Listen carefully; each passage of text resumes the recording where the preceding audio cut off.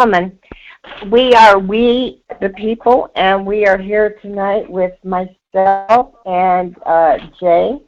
And Jay and I are going to let you all know a little bit about ourselves and what we're hoping to accomplish, as well as hopefully, Jay, we can inform them a little bit about what's really going on in prisons all over the country.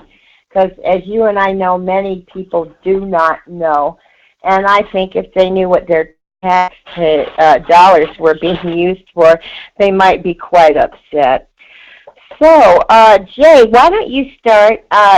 Tell everybody where you're from and a little bit about how you got interested in prison reform. Yeah, thanks very much for having me. Appreciate the nice introduction. As you guys know, my name is Jay, and what I do, I'm a prison activist, but I'm also getting involved with prison reform type issues. Basically, I'm all about prison-related stuff, if I can put it out there like that. What I do is I got involved with this about a year ago, give or take now, through my brother who's incarcerated in a prison in Washington State, in the city of Monroe. So he's been down since 1994, and he's the founder of my show, or our show, called From Inside Out. And that's what we do on that. And that's the reason why I brought this to my page and why I brought the show itself to everybody's attention, so I can make other people aware of what's going on inside our prisons. With that being said, I live out here in Florida right now, but again, like I said, I'm from Washington State myself, been there basically all my life. I've been out here in Florida now for about 4 years, give or take, and I try to do what I can to bring awareness, if you will, to all prisons in all 50 states of what's going on. So, and I have been locked up in prison in Washington State, and I do have experience with that. So, let me know what your questions are on it. Okay. Well, I'm here in Arizona, and I got involved in prison reform because I have watched my son graduate from juvenile to adult prison, and I have been there the whole way fighting, hoping it didn't come to this. He caught an illness, the spinal meningitis, that is so deadly, and it actually destroyed the part of his brain that has to do with impulse control. Oh, wow. So picture my life. And I guess the rest is self-explanatory. I mean, he is there now. He was just out the other day, and this has been a lifelong thing for him and me. As soon as he was old enough to go to juvenile, he was in there. And it surprised me, Jay, because when he first started going to adult prison, and he would get out, and he would tell me the most outrageous things, and I thought, oh, this has got to be some sort of, story. And when I started doing research myself, I found out it was absolutely true, and I was mortified. I could not believe that I didn't believe him, and what's more, I could not believe that this stuff is really going on, and it's getting very intense. Right, it's a big wake-up call, isn't it? It certainly is, because things have gotten so bad. Jay, you and I both agree now that every inmate pays their own way, the way they have them making these products, what they're calling the prison labor, the slave labor. Right. Those inmates actually are paying their own way. So I am assuming that the taxpayer dollars are going they get paid for every bed, as we all know. And the rest of you might not know that. That's where your taxpayer dollars are going. Now, what this money actually does, I couldn't begin to tell anyone. Could you, Jay? Right. Yeah, a little. I could touch base a little bit on it. Again, to clarify what you said about the taxes itself initially, you have to understand that, yeah, a lot of taxes are for a lot of the prison programs and all that other stuff. And yes, labor does, what's it called? Prison labor itself does work in there, but they don't get paid enough to do these, to do the labor that they're doing. And the reason why I say that is because, like, for example, if you guys remember, what was it, last year when we had those major forest fires in California? Yes. The prisoners out there were only making, God, I want to say $1 something, or if not, maybe $2 and some change for helping fight those fires. Now, again, to me personally, that's wrong. Well, they can try to pay them minimum wage, if not a little tad above minimum wage, but that's just my personal opinion. I think, honestly, it's a crapshoot. But that's a perfect example of what's going on in all prisons in all 50 states. When there is some type of labor that needs to be done, they don't get paid enough to even try to make it in there. And if they were making it in there from working outside in the field, then we, as the people out here, family and loved ones, shouldn't have to put any money on their books to survive. That is very true. And the problem seems to be that, all this money is going to these products. Everybody's making big profit, but the inmates are helping with this, and they're not getting real food to eat. Now, you've been in there. I've seen pictures of it. I wonder if there's bugs in it. I mean, it looks to me like there's black dots and everything. There has been cases, yes, ma'am. There has been cases of, maggots and whatnot, flies and whatnot in the food. Now, you got to keep in mind, guess where this food's coming from? And I think I touched base on this before on my show. Community food bank, right? Right. The mortuary. Well, that would be better food, though, if it came from there. But no, believe it or not, folks, and this is for all listeners and everybody on YouTube and around the world that are listening to this, this food is being shipped in by other food companies or other food contracts through different organizations. The food itself is not made or cooked or anything inside those prisons anymore. They're prepped pretty much in a different facility somewhere else and shipped on trucks over there to that prison or whatever prison we're talking about. So the food's not fresh. It's not good. There's no vegetables. Even if there is, they overcook them, so all the nutrients is cooked out of them. So it's like mush. There is no nutrition in any of the food. It says right on some of the boxes and containers, not for human consumption. And I hit on this last week on my show. So you have to understand, if it says that and we're still feeding them or feeding that food to these inmates, what does that tell you? Well, Jay, I got to tell you, here in Arizona, everybody knows we had that famous Sheriff Joe Arpaio. Now, here's the thing. He was feeding inmates here ostrich. We got ostrich farms up around Phoenix. Oh, yes. And guess who owned the meat packing plant that serviced all the prisons in Arizona and the jails, too? Sheriff Joe's wife, Ava. Right. So they had a real monopoly going. And, of course, he had that pink underwear and the tent city. Those of you that think he sounds familiar, that's who he was. And, to make a long story short, the FBI was here for a good 8 years investigating him to get rid of him. And at one time, the citizens of Phoenix, the voters, voted him out of office and wanted the city council to remove him, but they couldn't. So we finally got rid of him. It was discovered that he was actually using the sheriff's helicopter to take his relatives to Disney World. Now, that's where you are, Jay. We're in Arizona. What's wrong with Disneyland? Was that not good enough for him? Well, do you really want to touch base on that? I'm good. Well, I'm making fun of it, but he is No. just like everybody else out there. I'm Yeah, sure I'm that not there gonna, I'm are not gonna some touch that base on weren't as that. bad. There are some that were worse than he was. But Yes, this ma'am. is pretty much standard all over. We've got corruption all through prison. The big problem here in Arizona, as you know, we're close to that border. We've got the gangs. And we've got that one La MA that is Right. really Well, bad. if I could touch base on that, the minute you brought that up, actually there's gangs in all prisons. It's just not a select few. Yes, they are. That's all right. gangs.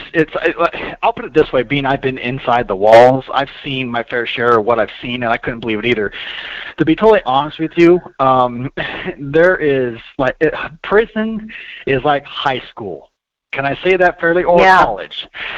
You have Yeah. your certain select of people that all hang out. You got your jocks, your Yeah. buff boys, you got your nerds, you Right. got everybody has their certain cliques that you hang out with. Right. And, there's a rumor going around saying that the inmates run the prisons. Well, it kind of depends on how you look at it. The SEALs are supposed to run the prisons, but they don't. The inmates, they kind of run the show a little bit, but the majority of of what's ran there is by the CEOs. But it kind of varies on the situation. Every prison's different, of course. Yeah. So, but I don't know. Being down as much as long as I was, I saw my fair share of stuff. So. Well, I got something that might surprise you. Let me tell you what really happened here in Arizona. We have known for some time that we have some major dealings going through our prisons, and that the Right. drugs are passing through there and being spread into the city as well as the other inmates. So, Yes. La MA decided to get rid of the former director of Arizona DOC. I'll just use his first name. It was Kerry. And what Okay. they actually did, they can reach outside the walls. They they found out there was a diner where he was eating lunch. They had stalked him for well over a year, watching him. And there was a diner he ate at very frequently. And they rented an apartment across the street. Oh, wow. And they watched him for 3 months. And one day, 3 of them went in there with their guns. They were actually going to shoot him, but there were 2 police officers sitting there eating their lunch, and they saved his life. But that's the extent they went to. And that absolutely just shocks me. So we've got that going on in our bars, and I'm hearing in California that the gang violence is now getting so bad there, and other places as where sometimes newcomers and other inmates are charged rent just for staying in their cell. I wouldn't doubt it. Yeah, so, and of course this goes back to the family members. Talk about reaching outside the wall. I mean, I don't know any mother out there that wouldn't pay if her son says, look, you got to put that on my books by so or I'm dead. Right, and that's, I hate to put it this way, even though that's a reality. Look, it is very, very unfair, unjust that we have those type of situations going down, and the SEALs themselves don't put a stop to it. They're supposed. Remember, I'll put it this way. If you guys remember, I made a nice definition of what DOC stands for. Now, again, DOC is supposed to stand for Department of Corrections, but again, that word corrections, if I may say this so bluntly, isn't being corrected. Okay, there's abuse, there's inhumane treatment, there's poor food, there's poor health, there's poor medical. Where's the correction part in this? If you guys stop and think about this for a second, the correction is supposed to be where the inmate goes in, gets corrected, gets fixed, and then gets out and doesn't return. But we keep having people get out, go back, The revolving door never stops spinning, and there's a reason behind that. There's a problem between the gates and the prison. Do you see what I'm saying? Yes, I do. So I certainly do. Right, there's a problem there somewhere, and I'm pretty sure somebody else can agree with me if you have somebody else on right now. But again, there is. Yeah. Hi, JD. Hi, JD. What's Hello, up, everybody?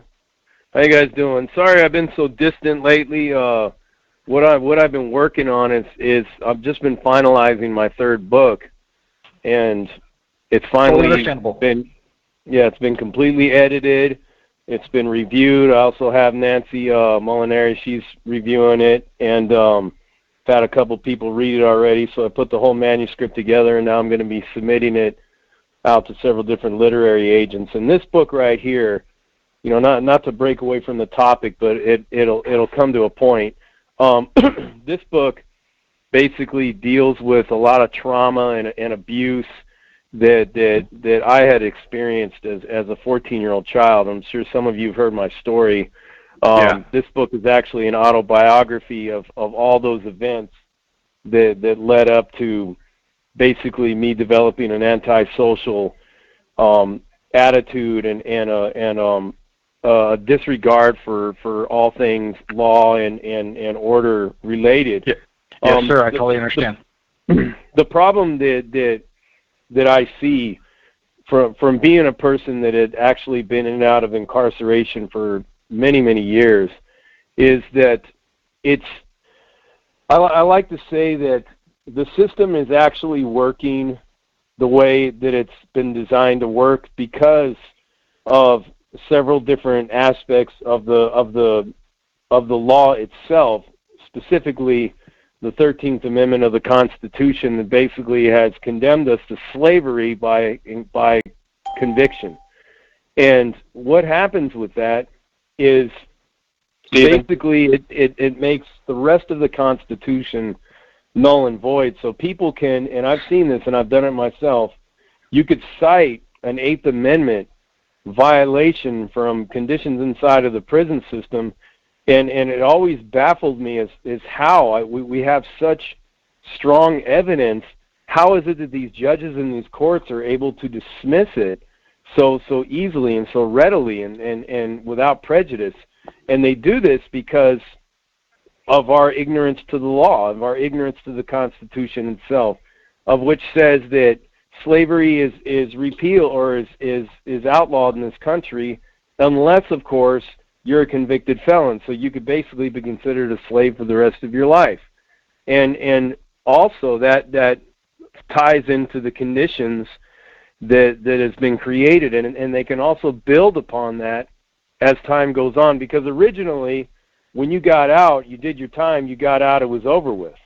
But now what they've done is they've expanded it to where now you can't own guns, you can't Exactly. You can't run for any kind of federal public office. You can't be federally bonded. You can't be a surgeon or a physician. You can't be a lawyer in most jurisdictions. You could practice state law in certain jurisdictions, but you can't touch anything federal. And it's amazing that all these prisons, they function on a core fundamental principle, and that is basically justice and punishment.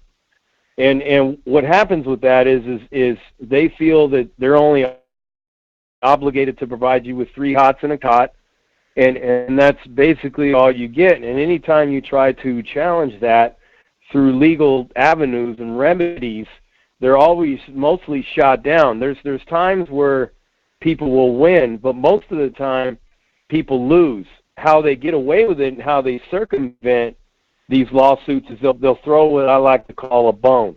They'll say, okay, well, we'll put the prison system into receivership out California, and just to elaborate a little more on your Department of Corrections, California is called the CDCR, and I like to call I've heard that. California Department of Corrections and Rehumiliation. Fair enough, JD. Respect. Yeah. And I was in that system, and it's, you know, it's a lot of deep things I could I stress this the most, that to be an abolitionist of the prison system as we know it, there needs to be a lot more solidarity and unity that's currently going on. I see far too much tribal mentality and people unwilling to work together and come together for the common good. And I got to tell you that divide and conquer is always been a sweet science of the enemy. And what better way to just continue to, I mean, it gets to the point to where all we could do is talk about it and identify it and point it out, and people be like, yeah, good point. Yeah, you're right. It is bad. It is corrupt. Well, but I really don't care, one other thing I wanted to mention is the real problem that I'm seeing with the people returning to prison is that when you are a convicted felon, in most states you cannot rent an apartment from a that's complex. Another one too. It's so you have nowhere to live. We all know about the felon box, which whether or not it exists, they are going to find out, and it will prejudice many employers. So they've taken two elements away. There's no housing for convicted felons, especially here in Arizona, and then they can't find a job. So we're creating even more of a homeless population. And that's what's really unfair. Convicted felons have done their time. They deserve to rent an apartment. I don't care if I agree with that. Because if a former convicted felon moves in next to me, I don't have problem number one. Okay? I really don't. And I think as Americans, we need to stop this. This is housing. What are we going to do? Our young population, whether they have beds now, living under tunnels, living in storage lockers, they don't do what we did and go out and get an apartment. It's very sad. And if you keep poking these convicted felons when they're in and out of jail like that with sticks, sooner or later something very bad is going to happen, and that's my biggest fear. Right, and you hit that right on the button. You put yourself in the lion's den, you're going to get attacked eventually. Yeah, absolutely. Yes. Oh, Stephen, hello, welcome. What's up, Steve? You heard what we're talking about. What's up? You just jump right in, Stephen. I was listening, but you guys are right, though. But here's my whole thing with that. We need to stop talking about it and be about it. Amen, brother. Exactly. This felon thing is not going. This felon thing is never going to go away, and we all know that people keep on committing crimes and keep on going to prison because that's what the prison system is made of. It's for money. We all know that. Second thing is, just because you got to think about it. If you're a sex offender, you can't move. You're right. You can't move anywhere. People are not going to let you in. Now, I've seen a problem here, and I'm in North Carolina and Ohio. I know people who have felonies, and they got to move in places. But it depends on what type of felony it is. But like a sex offender, an arsonist, they're not getting in. No, absolutely not. No. Arsonists now in Ohio, they have to register in Ohio, just like a sex offender. Wow. They have to register. Oh my goodness, really? They have the arson registry list. I don't know how constitutional that is, but that is they do have a little packet on the wall that says arson sex offender. They have their own unit from that. God, it's just getting tougher and tougher. It is. Yeah, it is. Whoever runs red light, they want the register. That's coming. See, my own thing. Hey, Steve, you know where all this is coming from, right, though? What's that? All this new change, this new law stuff is coming from, no offense, but the people. It's coming from people out here that are afraid and scared. They got that mentality of, oh my God, a prisoner is going to get released. We need tougher laws.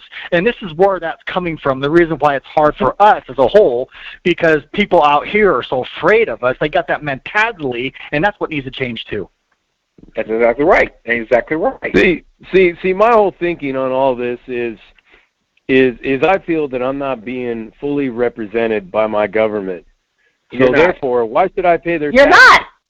Why Exactly, why should I have to pay taxes if I'm being taxed without representation? It's Absolutely. to me it doesn't make any sense at all.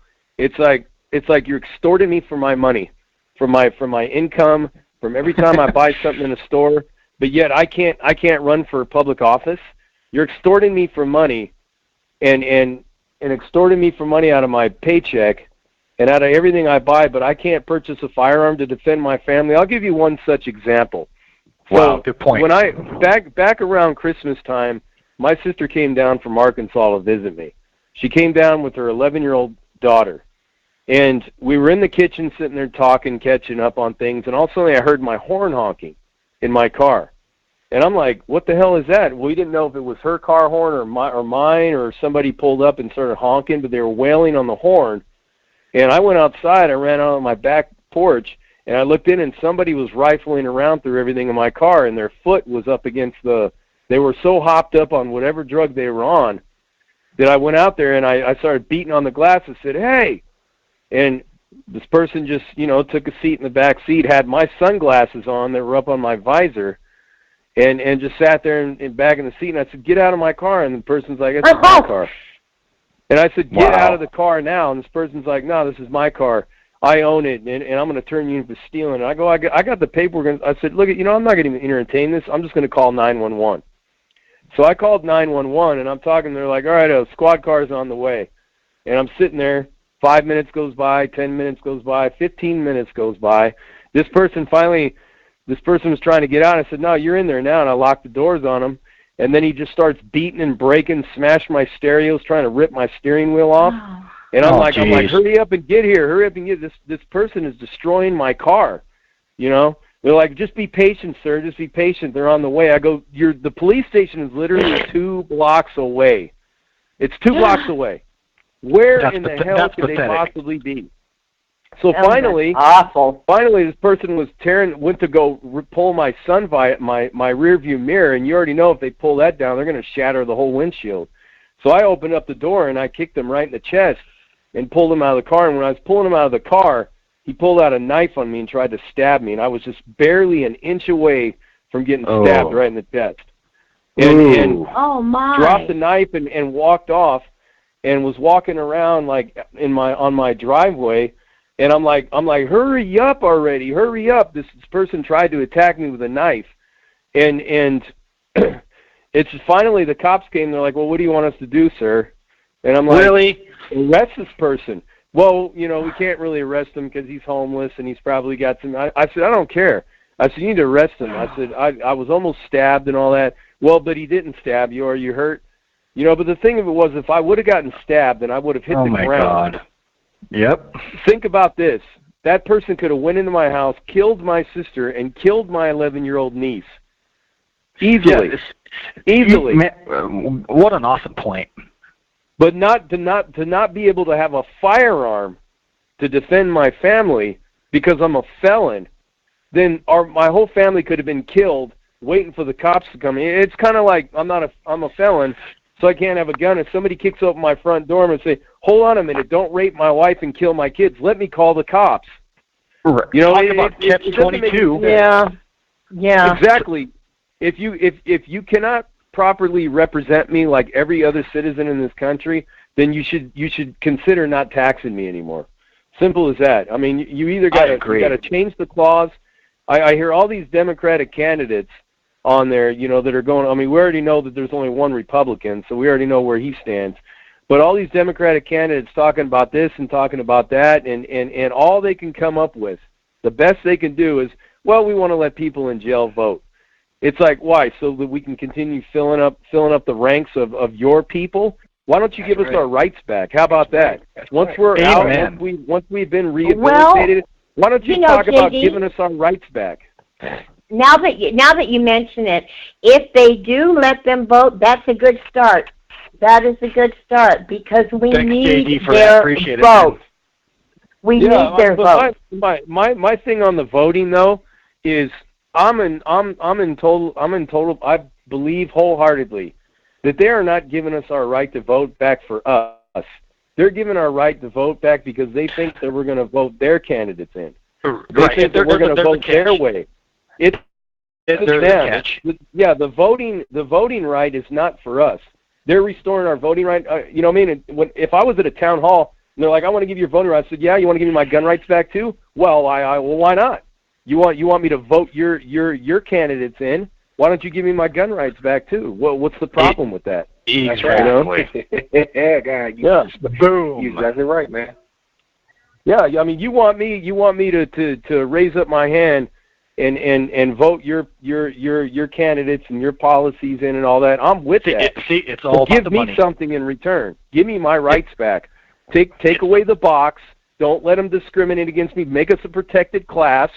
So if I get discriminated on in property, you know, in housing or in employment, that I could sue under the Discrimination Act. Do that for me, and I'll vote for you. That's right. There you go. Much respect. You know what? A lot JD. of people don't even think. Yeah. That's great. You know, we need to make a page about that and say that type of stuff on there. Yes, we need to Stephen. make that going. We need to make that going for real. That's so right. I'd like to hear. But wouldn't it be great, Stephen, if all the felons could vote? Because I believe that it would be a start to evening things up. I've always believed that's why they would not let the felons vote, is because they don't want their say. They know what they would vote, and they don't like it. So Right. I think it would be a big step. I really do. I was going to hit on that too and say they're afraid. I think that's the reason why they're trying to be like this, where you can get your voting rights back, but there's a catch that they don't want you to realize, like JD hit on. I think they're afraid of us because we're a lot more wiser than these guys are. Yes. We've seen it all. We've seen it all. You're exactly And right. you're wiser than the average American citizen, too. Yeah. Okay, you And they have don't like seen us. the They dark do not side. like us. No, they don't want you to vote because you would not vote the way they want you to. Amen. Yeah, but No. I don't. For me, like I don't honestly know like what way, you know, that any one person would vote, because I could tell you this: I've spent most of my years incarcerated through 3 presidents. I did time through the Clinton years, I did time through the Bush years, and I did time through the Obama years. And two out of the 3 were Democrats. One of them was a Republican, and I seen nothing as far as criminal justice reform. I saw Obama. What he did was he allowed us to get federal grants when we were in the halfway house, and then they threw a couple of tidbits out by commuting some sentences. When Clinton was in there, him and his wife single-handedly turned prisons basically into dungeons. Took all the rehabilitation programs, took the college programs out, took the waves, took the smoking. Wow, that's took crazy. the nudie magazines, took the family packages. I mean, Hillary Clinton called us super predators, and she sure did. They did nothing. They did nothing to change it. And then when Obama came in, everybody's like, "Well, great, man. He's gonna fix the system." And he was in there for 8 years and didn't do anything, really. Yep. So it's like, to me, I you know, in order for you to knock my socks off and to convince me that you're all about criminal justice reform, I want to hear people talking about, when I get in there, I'm going to ban the box. I'm going to restore all constitutional rights to their previous state. I'm going to do this. I don't want to hear just voting. I want to hear some real results. I want to hear how we're going to address the school-to-prison pipeline. I want to hear how we're going to would be nice. stop our kids from going in there. I want to hear how we're going to abolish the prison system as we know it, and create a rehabilitative, therapeutic facilities that'll actually teach people how to successfully reintegrate into society. I don't want all these little, well, we're going to let you vote. Isn't that enough? No, that's not enough, because that's for you. That's not for me. I want to know what you're going to do for us. What you're going to do for us, right? As far as Absolutely. Giving us the people to be better. Stephen, before we get much further, I wanted you to have a chance to tell our audience a little bit about how you got involved in prison reform, and a little bit about what your special concerns are about the prison crisis in this country. Thank you. I sure will. My thing with prison reform is basically pretty much we need to find a way to get us back into society as a whole to be on the right, like JD says, to make us think the right way. That's the major. Yeah. Are we hearing you, Stephen? Okay. Oh, shoot, I might not even be. Yeah, I hear you now. There you are. There you are. Okay. What I'm saying, we're not being told, we're not taught the right way as far as a community. Like Eddie was saying about schools need to be teaching these kids how to be successful. We need businesses. We need to learn how to do business plans. Learn these kids how to write. My daughter didn't know how to fill out a check. My wife taught her how to do that. And she just graduated a couple years ago. She didn't even know how to fill out a check, make a check. Oh, dear. You know what I'm saying? And that's not right. These kids, you're setting these kids up to failure. Like I said, there goes the prison pipeline. That's my main thing there. Right. We have to stop somewhere. We have to stop it somewhere, because the more and more we keep on letting these kids do what they need to do, our jails going to get fatter and fatter and fatter for prisoners. I mean, more money has to go into the system. And once we cut the pipeline, we'll start seeing other things start to happen. You can't keep nobody if you're not bringing nobody in. I agree, but Well, our kids' generation today is just Yes. Look at the generation today, though. I think what we ought to do, folks, is we ought to teach anger management in public schools, in elementary school. This is something I think would help the kids in our nation. If it were part of the curriculum, what if they could manage their anger as well as they could read a book? I don't see any reason why anger management should not be taught at school. Considering what's going on in the home, we want the kids to manage their tempers on the playground. We want them to manage their tempers in the classroom. I mean, it all flows together if you think about it. Definitely taught at home as well, but the schools need to pick it up too.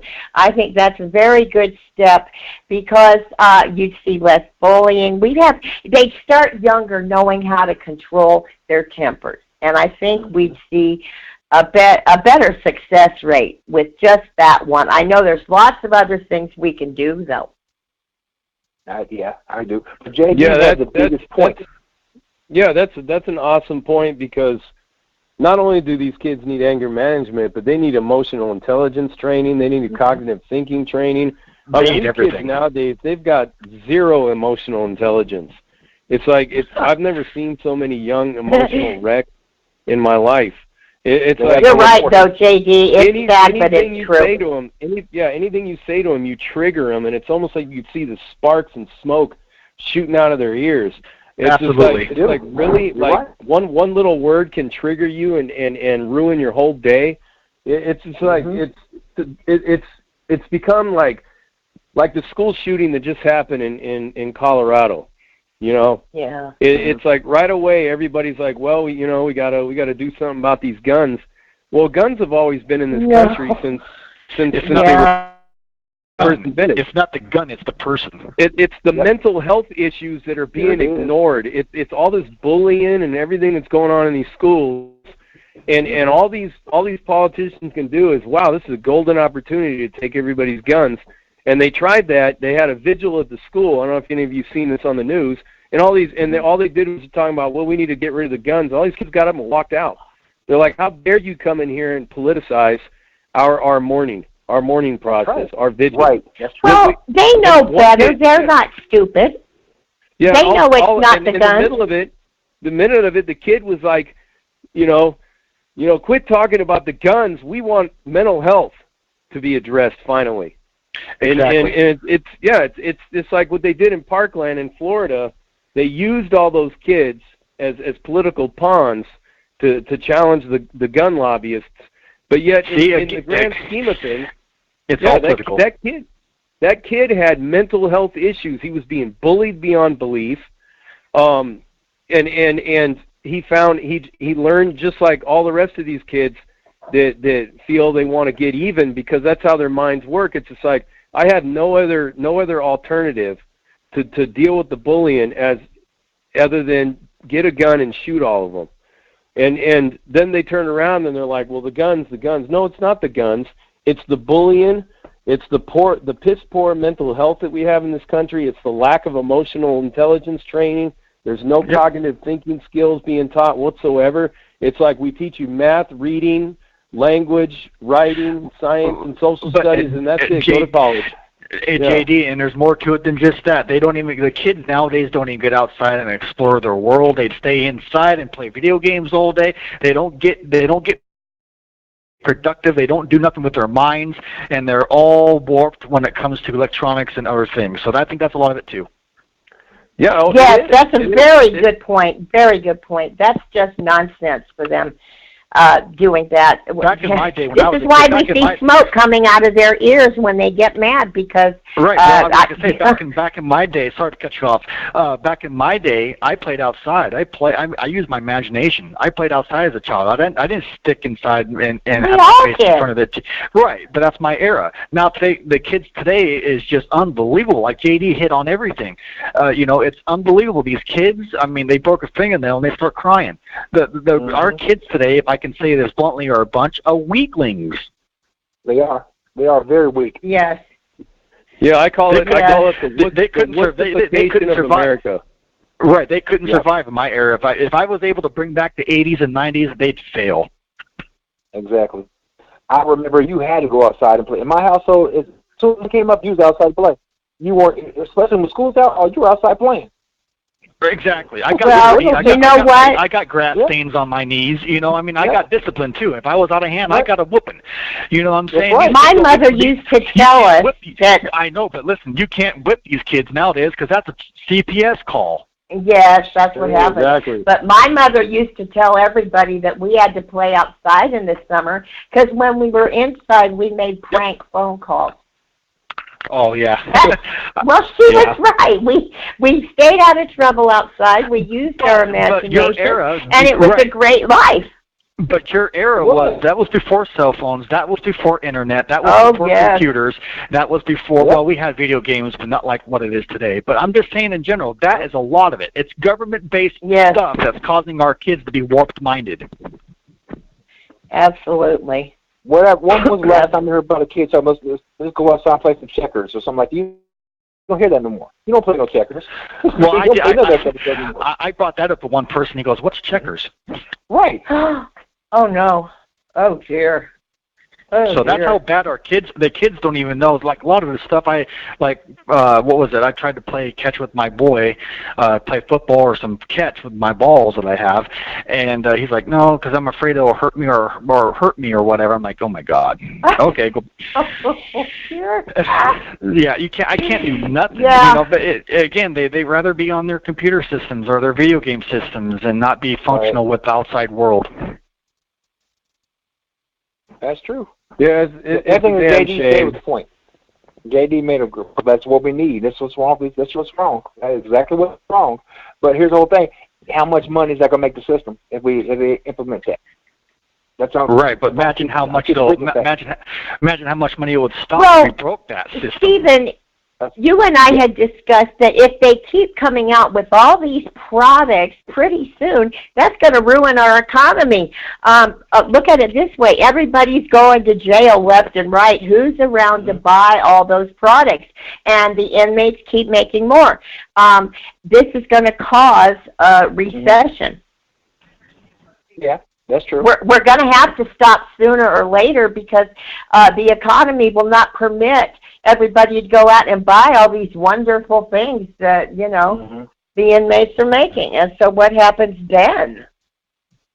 Right. What bothers me is that none of these big wigs that are making the rules and the laws are looking at the future. They're not asking the smart questions like, well, we can't go on manufacturing forever. What happens then? It just really puzzles me. What do they think is going to come of all this? I can tell you one thing, if I can say this, not to try to make JD's head big here, but I can tell you one thing right now, JD, if you got into office, holy crap. Oh, man, I'm voting for him. As long as I can be Secret Service vice president. I'm just saying. I'm just saying. There you go. What would our prisons be like right now, just as a whole, anything prison related, if JD was in office? That's right. Exactly. Yeah, it would. I wouldn't worry. It would be a whole different. I would be assassinated probably. Yeah. Well, that's true, but all prison activists would be out of business. Mm-hmm. Well, yeah, but hey, the inmates would protect you, JD. I'd rather be out of business for something like that if they do it right. That's right. I agree. I'm right there with him. I told JD, I'm riding with him till brakes fall off. I got him. You know, it's funny about the criminal justice reform activists that are out there. What I've seen, and I've talked to a few of my close friends about this. And I just talked to Carol Leonard about this. I think it was what was it, last night, night before.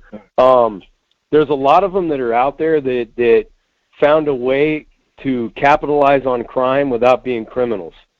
So now they got their name out there. They're rubbing shoulders with all these big name people. They're running around talking about how they want to change the system and all that. And a lot of them really aren't doing anything. They're not doing anything.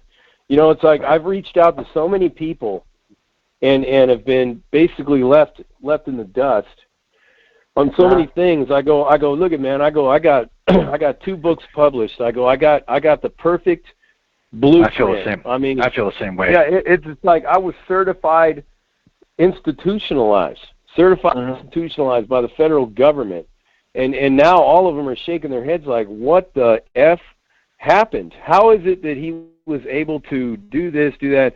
For a long time there, the probation was like, he must be doing something. Something must be going on. Exactly. And it was, you know, when they realized that nothing was going on other than a man who had finally changed his life, working a job, busting his ass, working a 9 to 5, Monday, you know, 5 days a week, 6 days a week sometimes, keeping a roof over his head, staying drug-free, crime-free, and paying his taxes and contributing to benefit society by becoming an activist and by reaching out, writing letters, starting a nonprofit organization, all these things. It's just like, how did that happen? And I mean, I offer this basically for free for the most part, outside of selling my books, which is a very small part of what I do. Most of what I do is I spend a lot of time communicating with people that get out. I just had another guy, his name was Randall, and he his mom had reached out to me, and I wrote him a letter just like I wrote Melissa's son Matt a letter. And now he wants to, you know, what does he got to do to stay out? And I told him, I gave him all the basic things that I did to stay out, just like I gave everybody else. I said, you follow these basic things, you'll be successful. But I can't do it for you. You know, you gotta be able to meet me halfway by doing whatever it takes. I don't care if you're living in a crappy apartment, if you're living in a weekly rental motel. You have to show them the door, only they can walk through it.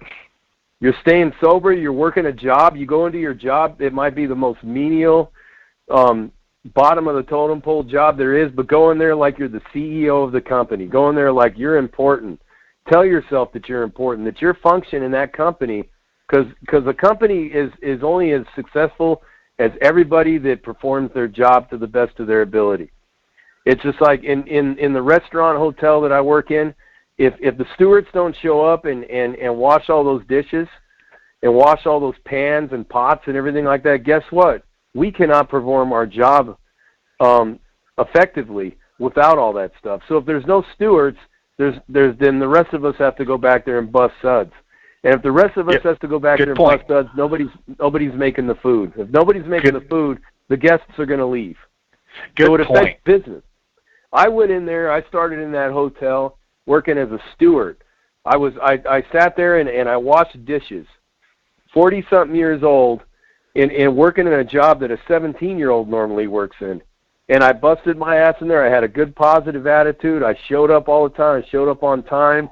I didn't cause any conflict, and look at it, man. I got promoted in there, and I got bumped up to where now I'm a culinarian. And I mean, they call me in to work additional shifts because they know that I can cover most everything in there. I've been in the same job for 2 years. It works, man. It's just like 2 years. That's why I shared that memory the other day. saying that look at how far I've come in just a short time, just so that I can show many mothers and fathers out there and people that are struggling with this reentry thing that you can do it, man. And just reach out to me, and I'll tell you exactly how to do it. And my time is free when it comes to that. Amen, brother. But I'm not going to do it for you. I'm going to teach you how to fish, but I'm not going to feed you a fish for a day. I'm going to teach you how to fish so that you can feed yourself for a lifetime. Oh, man, I respect that. Awesome. That is great. That really is. So, yeah, we got a lot of work ahead of us, guys. We absolutely do. That's why it's so overwhelming. Yeah, it can be. It can be. I'm thinking, that's why, there's a lot of aspects to prison reform, and we have so many different types of people now getting involved. I find that very encouraging, frankly. I have for a long time. When my son first started going to jail, I really felt alone, and so did he. And I got to tell you now, it's not a good thing, but we certainly don't feel alone. There's a lot of support out there. I think we're actually having an easier time now. Our voices are being heard. Well, yes, they are. They absolutely are. And, Stephen, tell us how things are going in your state real quick before we sign off tonight. Yes, ma'am. It's right now. It's kind of quiet right now. There's nothing really going on. Knock on wood, thank God. But I take that back. I take that back. We just had a police officer. They killed a young minority man. They didn't kill him. They shot him, and he got beat up pretty bad. They put the dogs on him, and he got beat up pretty bad. And he was an addict. He was an addict, and come to find out, he had some. Here we go again. Emotional problems that never was addressed. And he overdosed not too long ago. And about 2 or 3 months ago, he overdosed, and he just had his services. The officer who actually let the dog loose on him, and they got it all on tape on the police camera that he actually hit the guy in the face with the club and busted his cheekbone, all this type of stuff. It got on tape, and the family won money out of it, but it wasn't enough for you think he should have got. I think I like. Well, naturally, it never is, though. $10 to $20 million, not even that much. I'm sorry, I take that back. Probably like $2 or $3 million. That's all I got. Yeah, you touched base on a good thing there, Steve, because I noticed the police itself is starting to get really, really bad out here. Yep, and they just showed his services on TV, and here in North Carolina, and it was a huge service. A lot of people were there, and police were there, and protesters were there. People speaking up behind it. I didn't know the funeral was going to be like that. People to have people come out and protest and say things, because I would have went and at least said something. Because yes, that's my city, and it was all over national news. Even your lady who does all the stuff about Nancy Grace, Nancy Grace who does all the bad. Nancy Grace. She did something about it when he actually got beat up, and she was on his side. She said, "I don't understand why the police keep doing this type of stuff to minorities and all this type of stuff." And they said, it's just not minorities. They do it all over the place. It just makes more sense when they show us, people of color. They do it to white people too. They do, but you don't hear about it. It's just not a black thing or Hispanic thing. It's a police thing. It's a power thing. Yep, power. A lot of people. It's a power trip. Yeah. A lot of people of my color get mad at me when I say that. I said, but for real, man, this never would have been addressed if it wasn't black people saying something. White people have been getting beat by the cops. It's people know that, but they don't say nothing. We say something because we've been tired of it, I guess. But it's bigger than just us. It's a police, like I said, it's a power thing. We need to stop that. It's power. It's just not color. It's power. That's what it is. Exactly. I get tired of people saying, of course Black Lives Matter. I know that.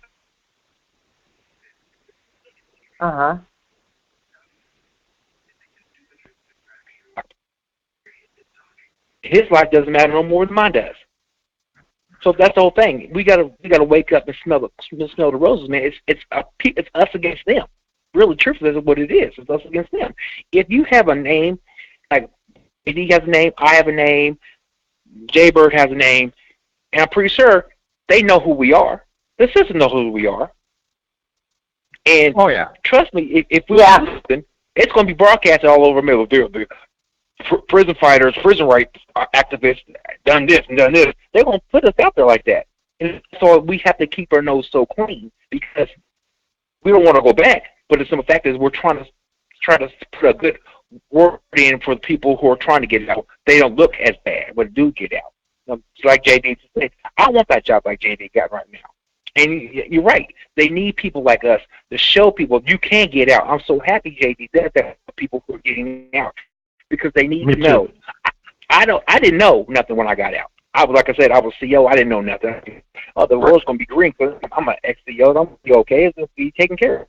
I was lied to. I got worse treatment when I got out than I did when I went in.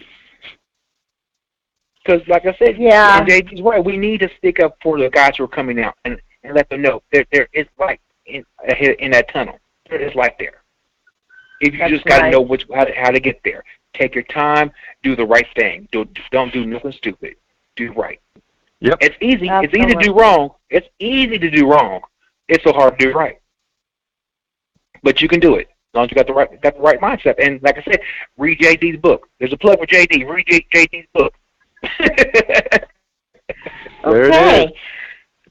Well, listen, I thank you, gentlemen, for joining me tonight. And, we were talking about gun control. I'd like to leave the show on a slightly humorous note. There is a young comedian out there. I wish I could remember his name. He put it so eloquently. He said, gun control is very simple. He said, all you need to do is charge $3,000 per bullet. End of problem. Right. That's a lot of money for one bullet. You really gotta hate the person you're going to spend $3,000 on to put that bullet in your gun. Ooh, yeah. Yeah, I think I'll wait till tomorrow. Yeah. I got a better idea. I think they should insert a mood rock into the handle of every gun, and if you're in a bad mood, then you can't fire it. Well, that's a good point. God, wouldn't help with crazy though, JD. They don't show their mood, Steve. You gotta guess with those guys. That's a good point, JD, and I think everybody would probably actually technically agree with you. But on the same token or same note, I think the way gun control would happen, they have a lot. I know you have to be a certain age to even buy a gun, but I don't know if that's where it's at. They do they're supposed to do background checks and all that other stuff, but are they really doing background checks? I mean, how are these kids getting guns without going through the system? You know what I'm saying? On the street. I know that, but I'm saying in terms of they say it's a gun problem. Okay, well then. I guess I'm kind of confused because they're still able to get guns without having to get checked, and there's got to be a certain thing to fix there. Well, yeah, I wonder how many gun dealers out there really aren't very honest. I wouldn't imagine, that's such a surprise, really. If we that's can a good stop it point, there, I mean, yeah, if we can stop there, maybe there'll be less gun crimes. I don't know. Maybe not just wishful thinking. Well, we got to figure something out sooner or later. And I think we will. And there's more joining us every day. So we will continue our thoughts about prison reform next Friday, and I encourage everybody to join you. Thank you for being with us tonight, and everybody have a great weekend. Well, thanks for having me, and JD and Steve, you guys have a great night. Thanks for your guys' input. Much respect on you guys. All right, man. All right. Thank you, everybody, for having me on. All right, guys. Later. Good night. All right, goodbye. Good night. Good night.